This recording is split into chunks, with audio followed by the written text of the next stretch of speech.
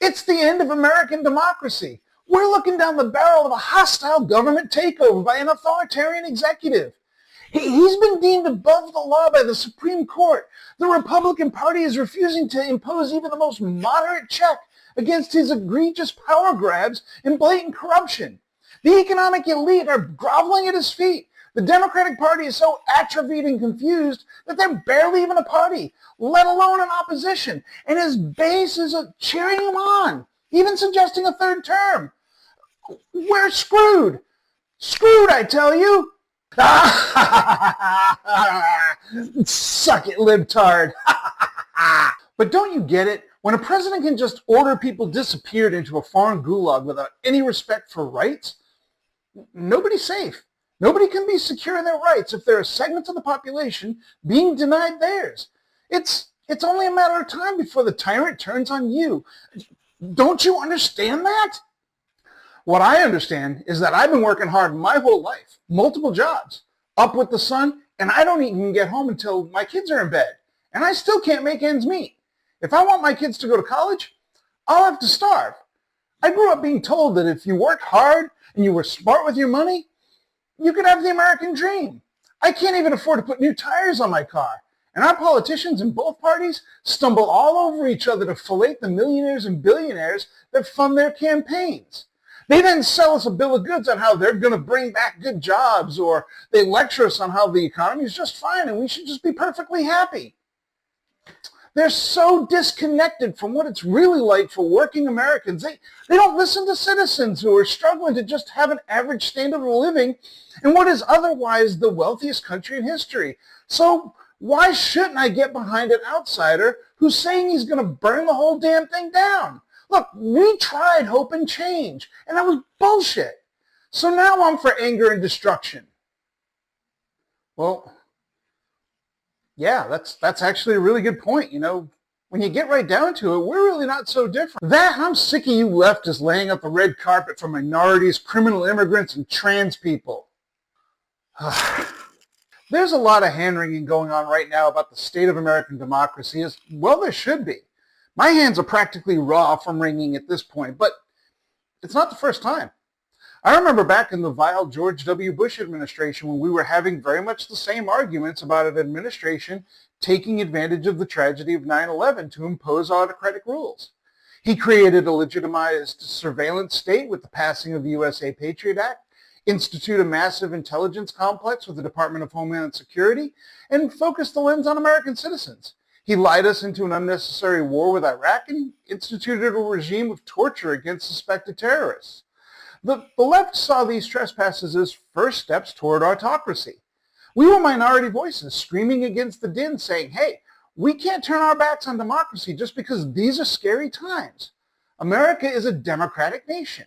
If we lose that, the terrorists have won. America is a democratic nation. America is a democratic nation. That's what we've always been taught. That's what we always hear. America is the world's greatest democracy. But then there's the reality of life in the United States. If the United States were really a democracy, shouldn't everyday people, the demos, have a little more say in how things are run? Shouldn't we get what we want more often than we do? How is it that so many Americans are struggling? Why are so many Americans living on the brink of ruin? A sickness, an accident, loss of a job, a period of inflation. One misfortune and half of Americans are ruined. What's going on? Back in 2014, a famous study was conducted by Martin Gillens and Benjamin I. Page. The study was called Testing Theories of American Politics, Elites, Interest Groups, and Average Citizens. The goal was to determine the probability of a popular policy change being enacted without support from interest groups of the wealthy. What they found was shocking, but not really. They concluded that, quote, when one holds constant net interest group alignments and the preferences of affluent Americans, it makes very little difference what the general public thinks. In other words, the most popular policy in the country with almost 100% support has little chance of passing if the wealthy or powerful interest groups are opposed to it. Well, that's not a democracy. That's an oligarchy, or what we on the left have been calling corporatism. Again, this was no surprise for the left. By the time of the Gillens and Page study, we'd been talking about oligarchy for years.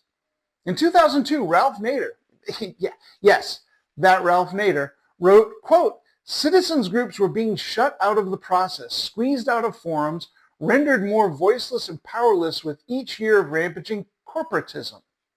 Another word for oligarchy. The left has been beating the drum against concentrated power for decades. You can see it in C. Wright Mill's 1956 book, The Power Elite.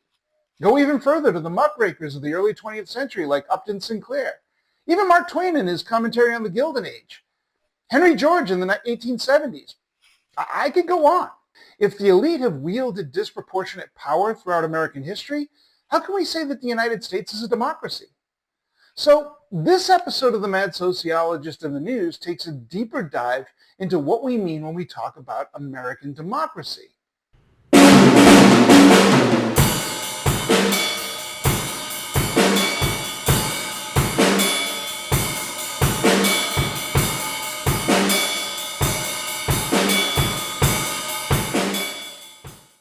You've probably heard one of your MAGA relatives say or post on social media something like this: "Stupid leftists, America was never intended to be a democracy. The founders created a republic, not a democracy." If you press for an explanation, things get confusing. I recommend against pressing for an explanation, but there is something to the critique. Let's break it down. Democracy comes from the ancient Greek word demos, meaning common people, and kratos, meaning rule. So, rule by the people. Republic derives from Latin, res, meaning interest, and publica, the public. In other words, rule in the public interest. Similar principles. The big difference is that one is Greek and one is Latin. Over time, however, these terms have developed some distinctions. The term republic evolved to refer to an alternative to a monarchy. A republic is a government led by those who do not have noble or inherited titles. In other words, common people. But that doesn't mean all the people. Historically, republics have been run by wealthy or especially well-educated, high-status common people. These high-status individuals ostensibly rule in the interests of the common people, hence the term republic. The ancient Roman Republic is the prototype. Democracy, on the other hand, refers to governments in which all common people have a voice, regardless of wealth, education, or status. The democracy of Athens, in which all free men gathered in an assembly and voted directly for what they wanted, is the prototype. So, yes, the United States was founded as a republic. Most of the founding fathers were not fans of democracy. John Adams said, "The problem is that democracy is not freedom. Democracy is simply majoritarianism, which is inherently incompatible with real freedom." James Madison pointed out, "Democracies have been found incompatible with personal security or the rights of property." Ah, there's the rub, right? The rights of property. You see, our founding fathers were interested in forming a government based on the principles of liberty. There's no doubt about that. However, they were also propertied men, many of whom included people with their ideas of property. As historian Charles Beard pointed out in his seminal work, An Economic Interpretation of the United States Constitution, the founding fathers were also interested in protecting their own finances. James Madison said, quote, "Democracy would undermine the responsibility of government to protect the minority of the opulent against the majority." They may not have wanted a king, but they didn't want the landless to have a say in how land was distributed. They didn't want the people whose lands they were planning to steal to have a say. They certainly didn't want the people they owned to get a vote. Democracy simply would not do. At the same time, there were significant democratic impulses at the turn of the 19th century. Our first attempt at self-government, the Articles of Confederation, was shown to be inadequate when it could not deal with democratic uprisings like that of Daniel Shays against wealthy landowners and bankers. As the Constitution was being written, the founders understood that the demos was watching and were not squeamish about taking up their muskets and pitchforks. Again, when the Constitution was hammered out, it included several aristocratic choke points protecting the economic elite from democratic impulses. The House of Representatives was as far as the founders were willing to go to give voice to the demos. People were allowed to vote for members of the House, but not everyone. The franchise in most states was to be held by free men who owned enough land. Each state had its own standards. Women, non-property owning men, and of course, those people who were considered property were conspicuously missing from the voter rolls. The rest of the Constitution was dedicated to defining more elite, albeit limited choke points, constraining democratic rule. The Senate and the Electoral College, and don't even get me started on the Supreme Court, were set up as elite ramparts against mob rule. So yes, our founders established a republic. Elites had an interest in running the republic in their own interests. Common people, however, often organized and demanded more democratic aspirations, having a proud history of tarring and feathering elites. Governing in this new nation was going to be a bit of a balancing act. So American democracy is best described as a continuum or spectrum with elite interests on one end and popular democratic interests on the other. Let's take a deeper dive. For our purposes, I've created a chart because if you're familiar with the Mad Sociologist at all, you know I love charts and graphs. The chart defines the continuum of political organization as being divided into three categories using the standard left-right model. On the right is authoritarianism. To the left, I'm labeling radical democracy. In the center, we have liberalism. Now, I don't want to get into the weeds on this. If you want a deeper explanation for this chart, please see the explainer on the Mad Sociologist blog post for this video. These three categories are divided up into subcategories. These subcategories are defined according to what I would call 4 pillars of power. First, we have political power. This frames the extent to which individuals have a say in how they're governed. When all political power is held by one person, that's autocracy. When political power is held equally by everyone, I'm calling that anarchism. The United States has never been an autocratic state, and it has never been an anarchist state. So we can narrow our focus along the continuum a little bit.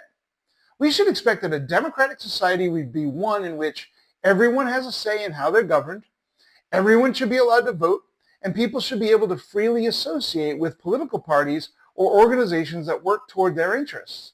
The more voting and association is limited, the more authoritarian the society. Secondly, we have the economic pillar. This pillar describes the extent to which common people have access to the resources they need to survive and to thrive. A society in which only a few wealthy individuals own or control access to necessary resources, that's an oligarchy. A society in which the people collectively control the resources is socialism. The United States has never been a socialist country, and arguably, it has never really been a true oligarchy. So we can narrow the spectrum a little bit more. The third pillar is cultural power. In a democratic society, free expression is the norm. We have a free press engaging multiple perspectives. Aesthetic movements are characterized by innovation and experimentation. Comprehensive education is a public good.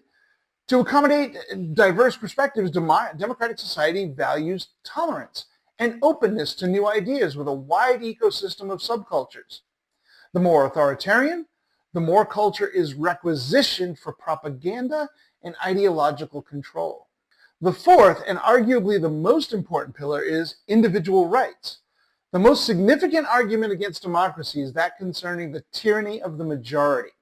As Alexis de Tocqueville remarked in his masterwork, Democracy in America, quote, "My chief complaint against democratic government as it has been organized in the United States is not that it is weak, but rather that its strength is irresistible."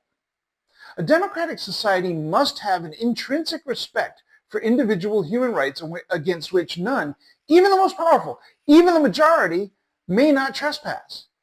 As de Tocqueville said, it is above all in the present democratic age that the true friends of liberty and human grandeur must remain constantly vigilant and ready to prevent the social power from lightly sacrificing the particular rights of a few individuals to the general execution of its designs.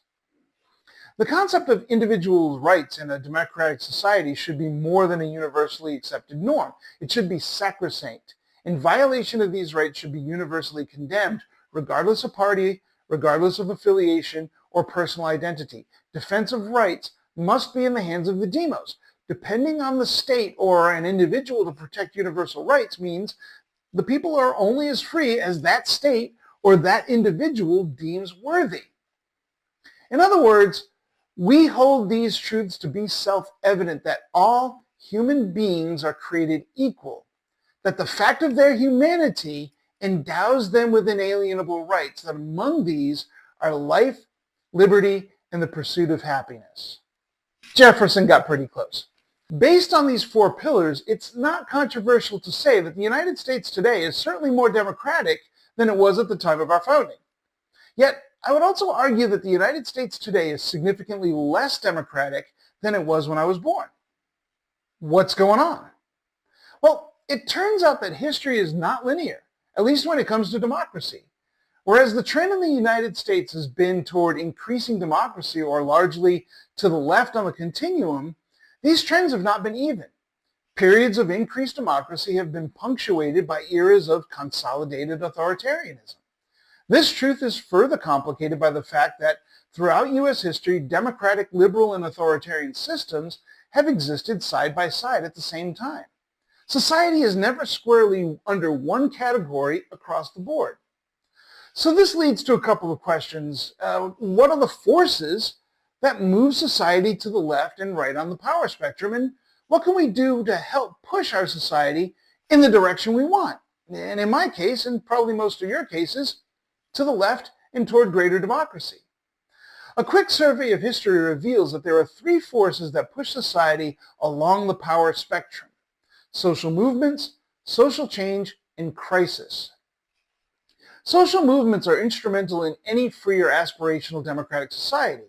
A good definition of a social movement is an organized institutional structure with the goal of advancing a discourse. A democratic society should have many active social movements. On the other hand, more authoritarian societies are wary of such movements and limit them, optimally, to only one, the one that advances the authority. The three main categories on the chart represent the dominant political discourses in a modern society: radical democratic, liberal, and authoritarian. In any given society, we can find social movements representing all three discourses. No authoritarian system has ever completely eradicated liberal and radical democratic discourse, nor has any democratic society ever been free of authoritarian impulses. So yes, at the time of the founding, the United States fell, I would argue, in the conservative spectrum under that overlap of authoritarianism. A great deal of power was held by a few wealthy elites. These elites decided the direction of the nation. Among the first things the founders did under the Constitution was pass a regressive excise tax and a tax on whiskey to bail out the land and bond speculators among them. The demos was outraged. This sounds like oligarchy.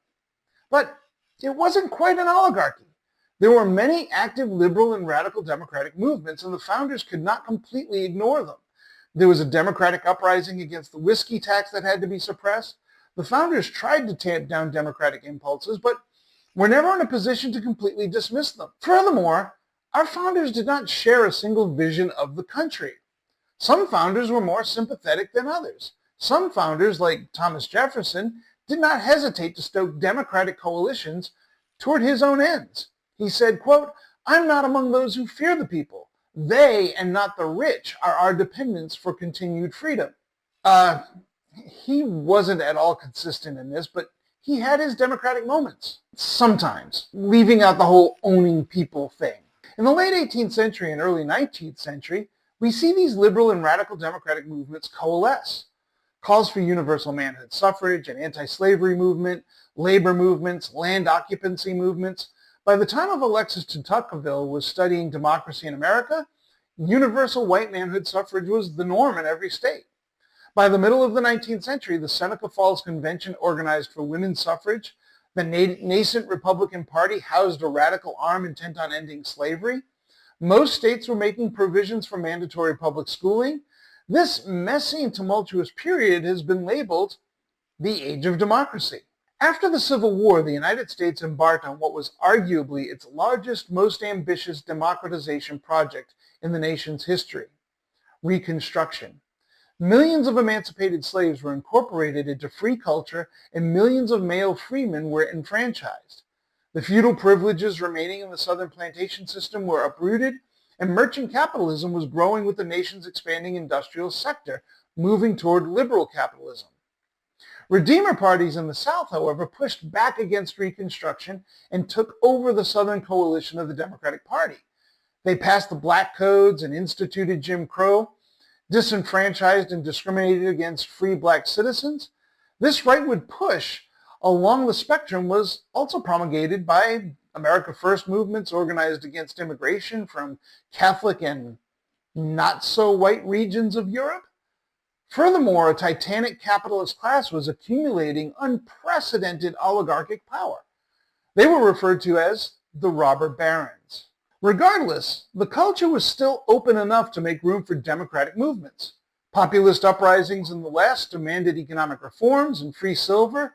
Progressive movements in the cities were influenced by socialists and other small d democratic movements. They worked to address the political and economic corruption that was rampant in the 19th century. By 1920, women won the right to vote. Regulations were put into place to constrain the economic elite who dominated and monopolized sectors like oil and railroads. Child labor was constrained. Trusts were busted or brought to heel. 1920 was the high point of the next great democratization trend in American history. The 19th century, which I would argue lasted from 1788, the ratification of the Constitution, and 1917, America's entry into World War I, was a tempestuous century. This is a good time to talk about the next force for movement along the power spectrum, social change. If you read your Durkheim, and really, who doesn't, then you know that societies respond to extremes of social change. Liberal and democratic discourses emphasize the need for change for the sake of making society more free, fair, and equal. This is an attractive discourse when people perceive that society is stagnant and not changing. During periods of rapid social change, however, people prefer a more conservative approach, emphasizing traditional values for the sake of stability. The 1920s were an interesting interregnum. This decade was experiencing social change like never before. The catastrophe of World War I convinced younger people to turn their backs on traditional values. Older generations were appalled seeing their young girls riding off in automobiles, listening to black music, bobbing their hair and dancing provocatively in their short, loose-fitting dresses. It was too much. There was a backlash. Christian movements railed against the libertine culture and feral ideas like Darwinian theory.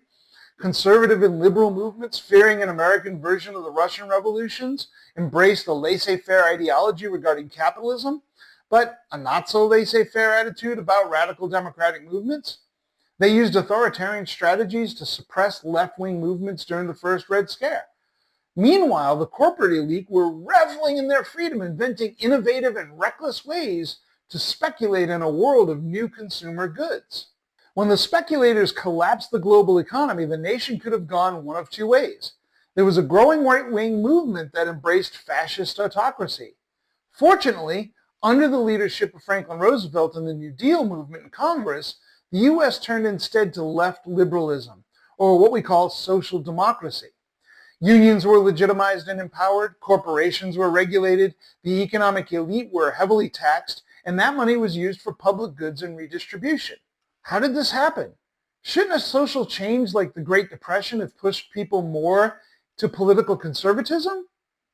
In this case, the Great Depression was more than a period of social change. It was a crisis, the third force. Wait, what's the difference between rapid social change and crisis? Well, rapid social change makes it difficult for people in society to plan for the future. Consequently, periods of rapid social change tend to push people to embrace a more conservative ideology. Crisis is different. A crisis makes it difficult for people to deal with the present. Crisis pushes people to respond more immediately to the existing power structure, or what I call the political incumbents. There are two kinds of crisis, external and internal. An external crisis is when society is confronted with some kind of external threat. We can see this during crises like 9/11 or Pearl Harbor. During an external crisis, people tend to defer to existing or incumbent power. We empower the president to deal with the external crisis. People in otherwise liberal societies are willing to give the leadership near authoritarian power for the sake of their own security during times of crisis. Internal crisis, however, encourages a different response. An internal crisis happens when there is a dramatic breakdown of an existing system. This is usually economic, such as the Great Depression or the Great Recession. It may be political, such as the Watergate scandal or the Pentagon Papers. Internal crises encourage people to turn against incumbent power. In many ways, crisis is a luck of the draw force when it comes to movement along the spectrum. During the internal crisis of the Great Depression, the incumbent was a conservative leadership backed by a conservative social movement. This helped empower a more liberal and even radical democratic political coalition. Nations with more liberal governments often found themselves losing power to conservative and even authoritarian forces like the fascists. That didn't mean that those on the conservative end of the spectrum went to sleep. Social movements don't disappear. The relationship is adversarial. When a social movement loses power, it's to another social movement. As democratic movements are empowered, autocratic movements reorganize. Same holds true in the other direction. Social movements form coalitions for the sake of exercising power. In the United States, political coalitions are called caucuses. They exist and negotiate within political parties. The New Deal coalition consisted of pro-labor liberals and leftists, reform liberals and social democrats, but also of more conservative Southern Democrats or Dixiecrats.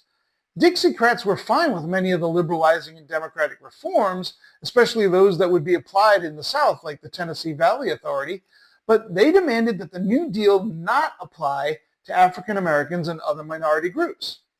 Also, many of the more pro-capitalist liberal caucuses in the New Deal coalition were concerned about communism and the leftist socialist caucuses within the party. Negotiation between the Dixiecrat caucus and the liberal pro-capitalist caucus placed limits to the leftward shift of discourse during the 1930s.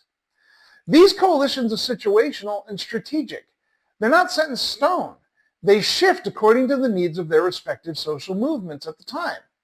For much of the 19th century, for instance, the civil rights movement and black political leadership took place within the Republican Party, the Party of Lincoln. By the 1930s, however, black-led movements were a growing caucus within the Democratic Party. By 1948, the Democratic Party, despite the Southern Dixiecrats, embraced a civil rights platform. By 1964, under the leadership of President Lyndon Johnson, with the help of liberal Republicans, pushed Congress to pass the Civil Rights Act. It then passed the Voting Rights Act. This was the crowning achievement of Johnson's Great Society, and I would argue it was the high watermark for American democracy. The anti-communism of the McCarthy era was discredited. The civil rights movement had scored major victories for marginalized people who had been left out of the New Deal social democracy. By the 1970s, American democracy was pushed as far to the left on the power spectrum as it would go. Unfortunately, this growing civil rights caucus in the Democratic Party ended up fracturing the New Deal coalition. The economic elite always hated the restrictions and burdens of funding the New Deal, and now this great society. They were mobilized around popular concerns that the benefits of social democracy would now extend to undeserving those people. Furthermore, television, rock and roll music, embraced by the huge wave of youth from the baby boom, the boomers, were pushing the boundaries of propriety. Hollywood had abandoned the restrictive Hays codes, hippies were spreading their flower power message, LGBTQ plus people were taking to the streets, demanding rights. Anti-war and anti-poverty movements often clashed with police and became violent. Leftist movements were becoming more militant. The Johnson administration was discredited by the revelation of the Pentagon Papers. Political empowerment of African Americans did not relieve the poverty and political oppression in black communities, often leading to violent and destructive riots. By 1968, the American people were looking to slow down left liberal advances and embraced the call for stability. They voted for the law and order candidate in Richard Nixon. But the 70s were a whiplash of political crises, most notably Watergate, stagflation, and finally the Iran hostage crisis. In 1980, Ronald Reagan, backed by a new coalition of middle-class cultural conservatives, economic libertarians, and the Christian right, transformed American politics.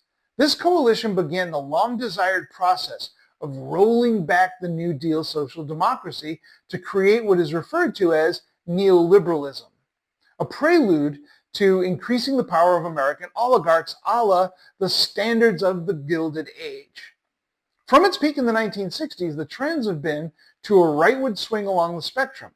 Political conservatism developed to embrace traditional values, increased policing and militarism, economic power is increasingly concentrated in the hands of a wealthy elite, an oligarchic movement, and, well, here we are at the precipice of another shift. In this case, a series of social changes, including the rise of an information society and crises like 9/11, the Great Recession, and the pandemic, have taken place in the backdrop of a bipartisan neoliberalism. This has served to empower the most right-wing autocratic social movement in the history of our nation.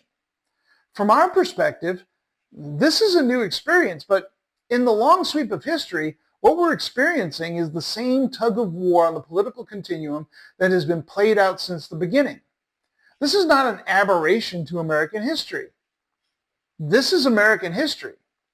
Unfortunately, this has been an especially long swing toward the right, characterized by a debate between a dominant conservative liberal discourse on the left and an oligarchic discourse on the right.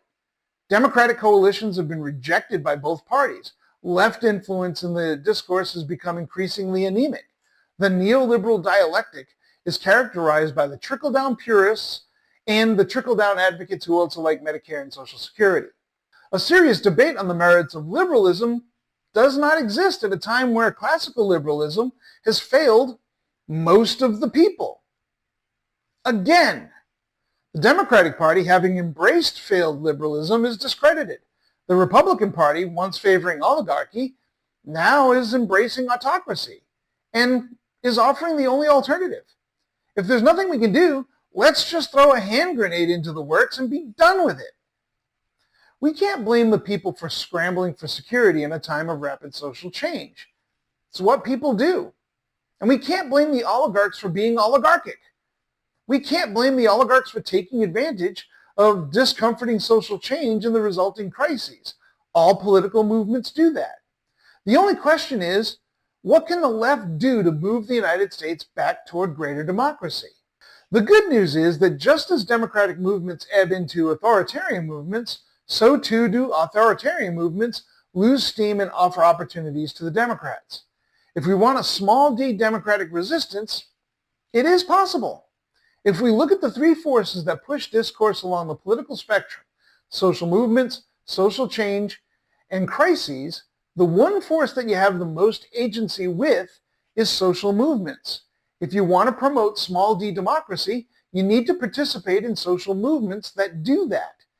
And they're out there, and they're becoming increasingly vocal. The Great Recession would have been a great time to build left-wing social movements in the tradition of the New Deal. President Obama and the Democrats, however, dropped the ball in their search for the elusive bipartisan unicorn that was out there somewhere.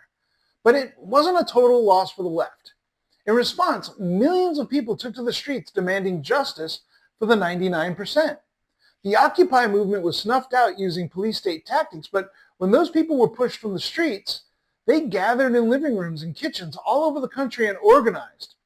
For the first time in my life, a left discourse on economic inequality had a voice in the mainstream. The oligarchs panicked when Bernie Sanders gave voice to this discourse and whipped it into a serious social movement. It wasn't quite the political revolution that he had hoped, but this movement did lay the foundation for a viable left-wing movement today. If you're interested in small d democratic reform, turn to these organizations and participate. Remember, as much as you may want to, you can't do everything, but you can do something. When 1 million people do the same things, it matters. Especially take a look at the organizations that are being attacked by the right, and this administration in particular. They're under attack for a reason. If you can join a union, join.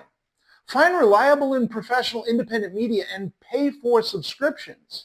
A lot of journalists that have been forced out of the industry because they spoke truth to power, like Jim Acosta, have started their own Substack accounts and continue to do good journalism. Subscribe. There are also many, many organizations that are working toward free speech, free press, immigrant rights, pro-choice, LGBTQ plus rights. The list goes on. Again, you can't join them all, but everyone that you do join helps. Find the cause that most inspires you and join. Furthermore, when you join, participate. If there are local chapters, join and show up at the meetings. Your money is helpful, but I can tell you from firsthand experience that your time and energy are even more important. And here's where I hit the hornet's nest. I strongly advise that you participate in party politics. Party politics is the most direct connection between citizens and policy. And don't X out of this video when I say the next sentence. Give me a chance. I suggest joining and showing up for the Democratic Party. I know. Democrats suck. They're absolutely pathetic. But the bottom line is, in this country, where we have a winner-take-all election system, we're stuck with two parties for the foreseeable future. I used to be a big advocate for third parties, but that's a failed strategy. In the United States, political coalitions form within political parties, not normally between political parties, as is the case in parliamentary systems. My example is the passage of the Civil Rights Act and the Voting Rights Act. The Democratic Party was never the party of civil rights. In fact, quite the opposite. Southern Dixiecrats were a huge impediment to civil rights, but as more and more African Americans joined the party and caucused with more progressive elements in the party, civil rights became a central theme. To the point that Harry Truman, a known racist, desegregated the armed forces. It was under Truman's presidential campaign, despite Southern Democrat Strom Thurmond running as a spoiler in the 1948 election, that the Democratic Party embraced the first civil rights platform. And it was Lyndon Johnson, a Southern Democrat, who pushed the Civil Rights Act and the Voting Rights Act into reality. None of this happens without large numbers of black people biting the bullet and joining the party. There is a progressive small d Democratic caucus in the Democratic Party. The more small d Democrats in the party participating in the caucuses, the more likely the party becomes an actual Democratic Party. Enough progressives can help this massive political jellyfish evolve a backbone. As for social change and crisis, there's not much that we can do to control them, but we can inform ourselves about them. Social change and crisis are powerful motivators because they play against our fears. Ignorance is the foundation of fear, so the only balm for dealing with social change is knowledge. With knowledge, we often find that the changes taking place in society are not necessarily bad. We also get a better understanding of what constitutes a crisis. This is especially important because the truth is that change and crisis do not have to be real. They need only be perceived as real. One of the most powerful tools in the political elite's toolbox is to convince people that they're in a state of crisis. We saw this with inflation. Inflation had been a crisis, but by the time of the 2024 election, it was largely resolved. But it didn't matter. The political opposition was masterful at convincing people that we were on the verge of economic collapse. We also continue to hear about rampant crime waves, especially at the hands of immigrants, necessitating their deportation without due process. The reality is that crime rates have been low for 30 years now, and immigrants are less likely to commit crimes than natural-born citizens. Naomi Klein, in her invaluable book, The Shock Doctrine, said, quote, "In moments of crisis, people are willing to hand over a great deal of power to anyone who claims to have a magic cure. With enough knowledge, an informed citizen knows that the moment of crisis may not be real, and even if it is, the magic cure almost certainly is not. Is the United States now an unabashed oligarchy? Is it tipping into autocracy? Maybe. But that doesn't mean that the demos is helpless. We don't have to stand by and watch our nation devolve into autocracy. We can change the trajectory of history. The lessons of history show us the way.